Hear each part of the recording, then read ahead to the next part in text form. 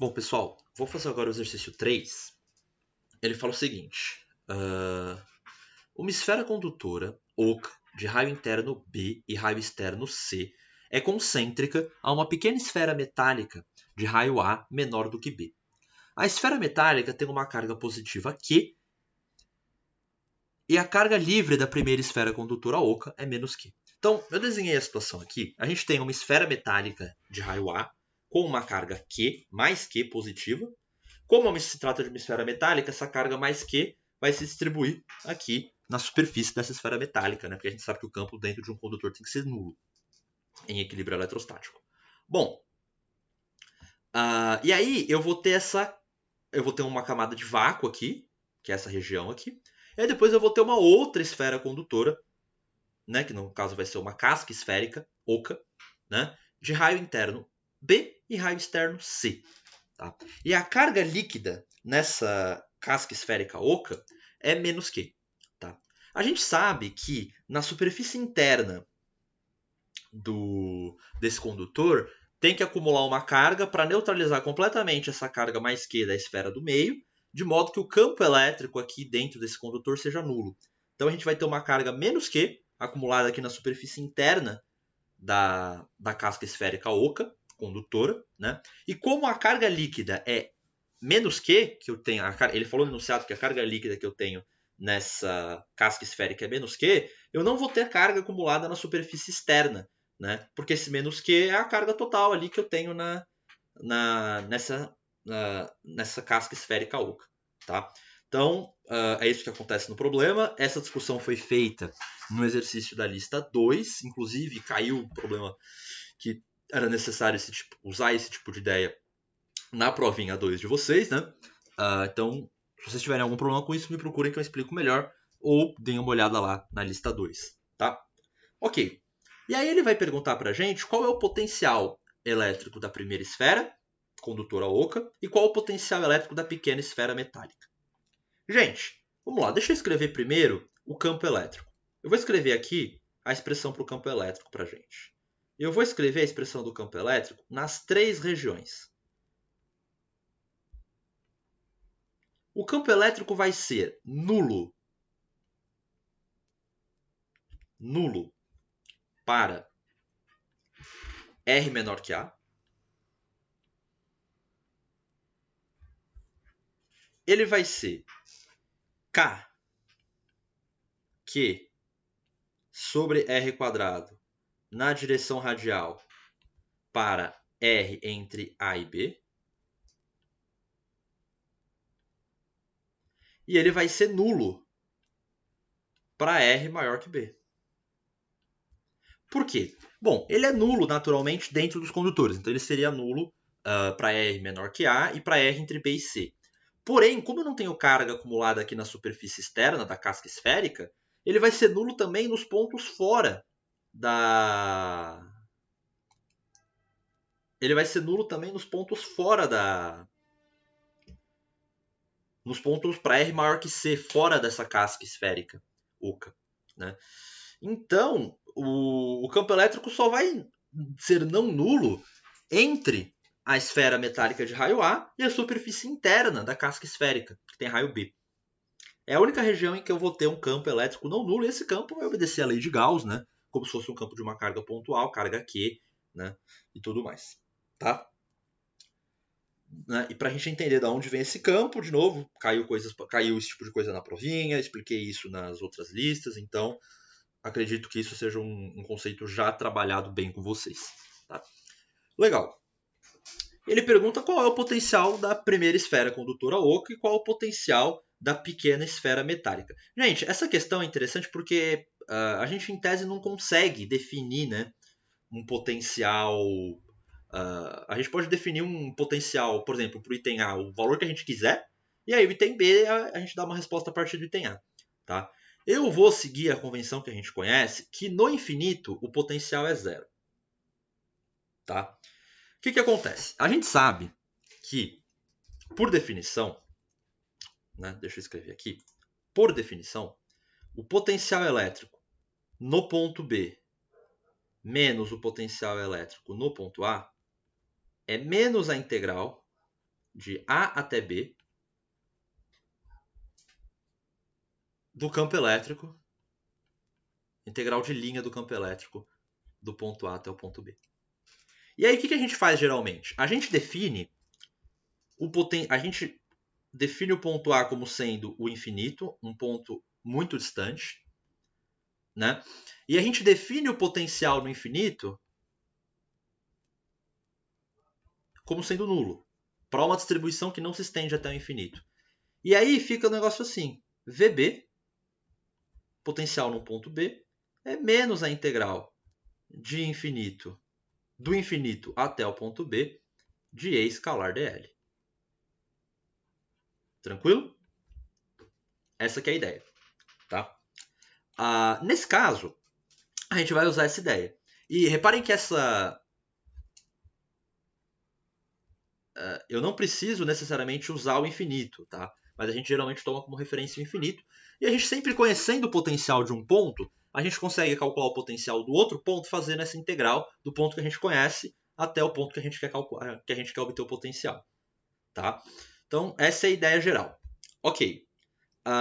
Vamos seguir esse procedimento aqui. Vamos definir o potencial como sendo zero no infinito. E aí o que a gente faz? A gente vai integrar do infinito até chegar na esfera. Tá? E essa integral, como o campo é radial, esse dl vai ser dr simplesmente. Né? E a gente vai ter uma coisa mais ou menos assim, olha. V a uma distância r do centro da esfera vai ser igual a menos a integral de infinito até r de EdR. Reparem que aqui eu não estou mais escrevendo vetorialmente nem com produto escalar. Por quê? O E é radial, então esse produto escalar vai ser simplesmente E vezes dr, né? E aí a gente tem essa expressão aqui. Agora, olha que interessante. O campo elétrico ele é nulo do infinito até eu chegar em B. Então, por exemplo, se eu quiser calcular o potencial em B,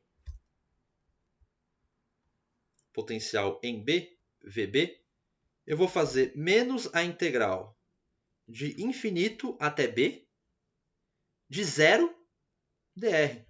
Isso aqui é zero. Como o campo elétrico é nulo para R maior que B, começando de B e indo até o infinito, o campo elétrico é nulo. Isso significa que o potencial é constante. Sempre que o campo elétrico é nulo, o potencial é constante. Então, em todo o espaço do problema, desde o infinito até eu chegar em R igual a B, o potencial é zero.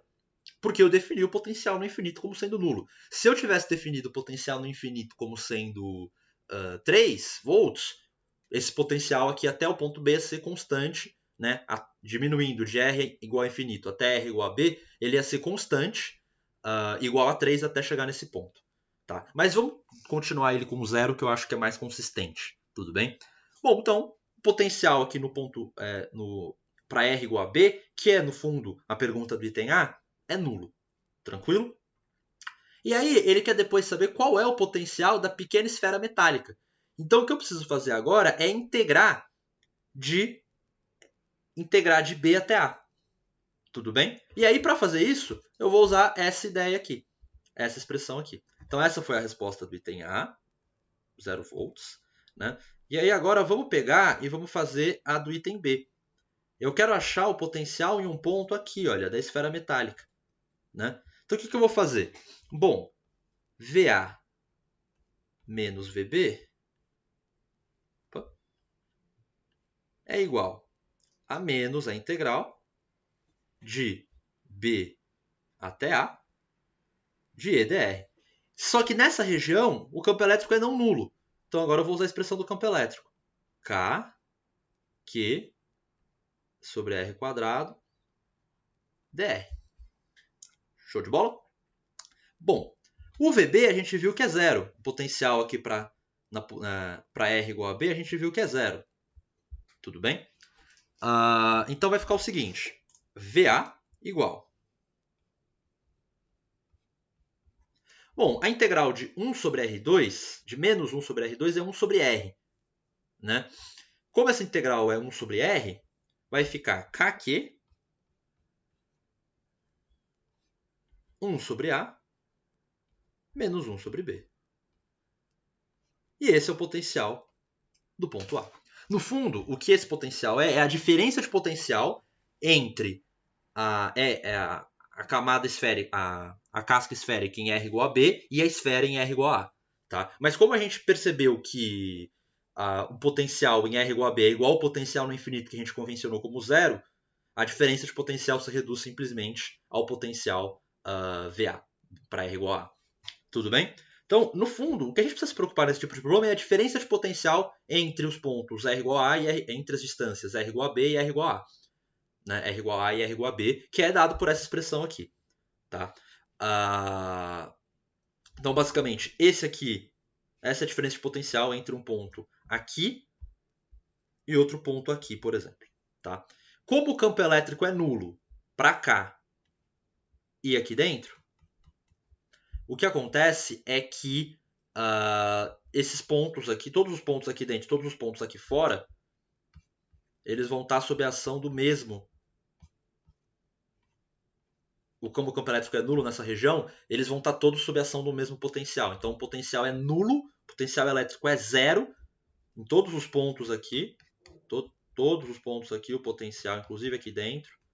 Todos esses pontos aqui, incluindo aqui fora, até o infinito, o potencial vai ser nulo. Tá? Ele vai ser, aqui dentro, ele vai variar com R o potencial.